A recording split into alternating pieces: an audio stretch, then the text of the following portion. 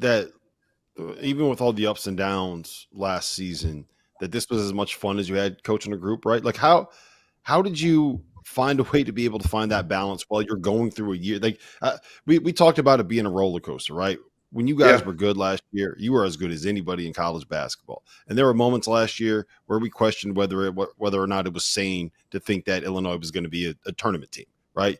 The waves that you guys rode were as big as anyone in college basketball, and it seemed like you were able to kind of maintain an even keel throughout all of that. How did you manage it? Yeah, we never came close to our ceiling, and that was frustrating. That was disappointing. We had a 5-week stretch where we had Tomislav on the court for 3 practices, and that was right after our Seattle Eugene trip in early January, and then Merez Johnson went down with a broken wrist, but the sickness we had was just something I've never experienced before. But if you simplify it, we never had a bad practice. All of these guys love to play. They love to spend time. They never got tired of what I call the monotony of the season.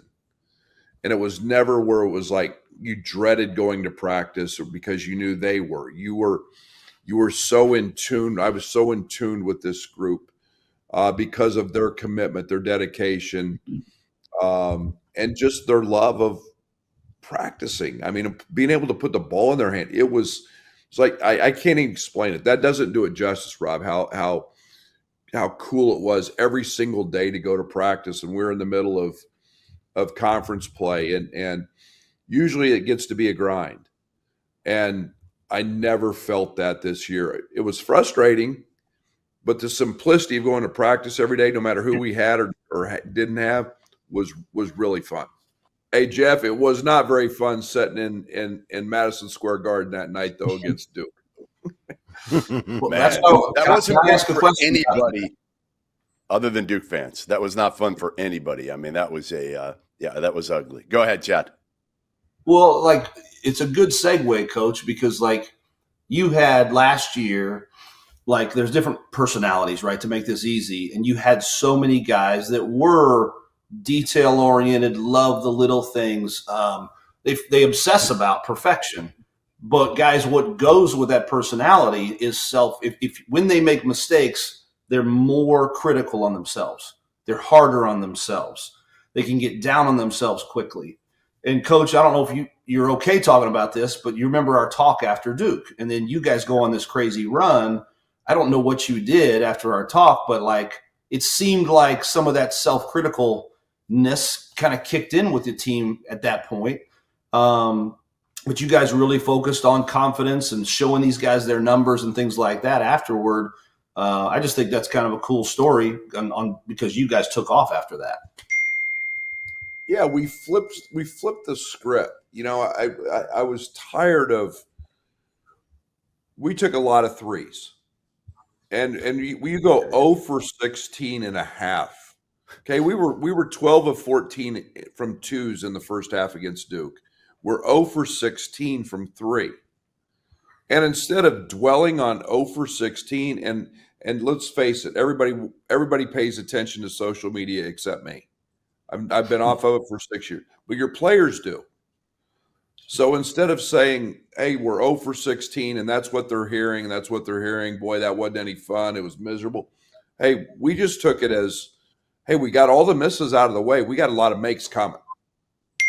And we just flipped the script and tried to make it a positive because, hey, every single day we have stats in practice and we have the NOAA system in our gym. We know that we're a 40% plus 3-point shooting team. So that means we just got a lot of makes coming.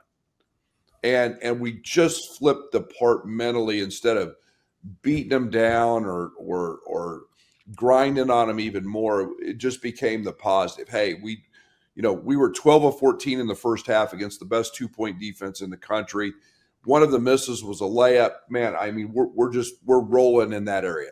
Now, when we start making what we do every day, it'll flip. And for a lot of our guys, that's what they needed to hear, because if they just followed social, yeah, they would have thought they were the worst shooters in the history of basketball.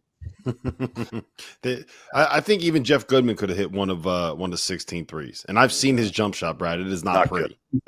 Hey, and they were so open. It was crazy. We just couldn't. We just, we didn't make them, and that stuff happens. Every coach in the world's been through a moment, and they were that good, and so in terms of taking a negative, we tried to make it a positive. And again, Chad's influence on that, understanding what we needed to talk to players about.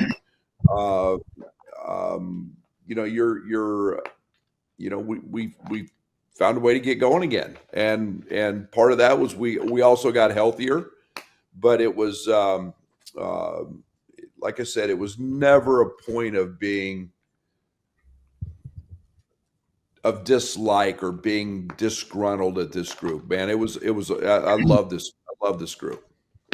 No, it just like all I was going to finish with is, Coach, that's to your guys' credit, because we give them this science or this data, but they make it their own art.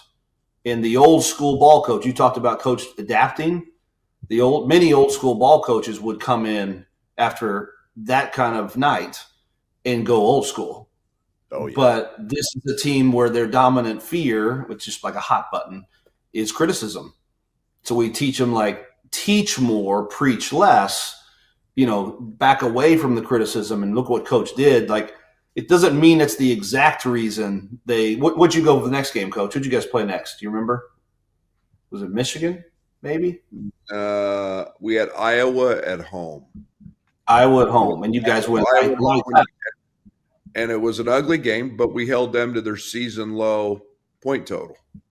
Yeah, and in a game that neither team shot the ball very well, but yeah, I just think it's cool how you guys take it and don't always go old school. They think a little bit more on how they're communicating with them, with what that kind of nucleus of the team needed. So that's all, Jeff. Appreciate it, man. Well, that is a big difference for Brad. I mean, that's part of what I talked to earlier about adapting, right? Not necessarily with your on-court style and how you play, but really how you're dealing with these players now, Brad. Because in the old days, let's face it, there was probably one way with you. Now, I think that my junior college background helped me with X's and O's, because in junior college, you didn't know what you were getting year to year. You were just recruiting talent and players, and you're only going to have them a year or two. So your system changed. I was never afraid of that.